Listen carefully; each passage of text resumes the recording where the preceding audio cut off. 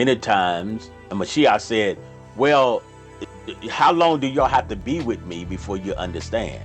Right? How long was it gonna take, in that, and so you also have a double-minded person that talks right, but they live, I'm gonna use the word worldly. So they live like the world live, but they talk. If you listen to them talk, if you didn't never have to see them, most people may watch us and never know what our life background is, right? May not know us in that sense, right? So you may say they sound right, they sound good, but what are we living? We could be living worldly, right?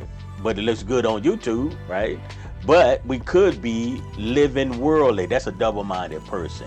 So sometimes when we look back like that, I believe it's a failure in that perspective of what we said earlier about counting up the cost. It's when those who have done this, got married in America, we would say that for better, for worse. But to do so, I need to be purged.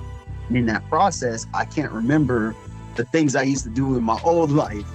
Because if I do, it's gonna give me that glossy eyes and make where I was look better than where I am, but it's only temporary. And I love that. Because if we can be honest with ourselves, before we knew the master, what was it that we were proud of? The things that caused us shame. If you fall, if you're in a crowded place and you fall, the first thing you want to do is try to get up if you can, or else you're gonna get trampled on. So it's like, just get back up, repent from what you did, and have a heart of David and not do it again. And that's easy to say, than to do, because some things they can get us, and that flesh be calling. But if you're doing it and it's wrong, and you just make the deliberate effort to say, I'm about to do this, and this is what it is, and not only am I about to do it, I'm about to continue to do it.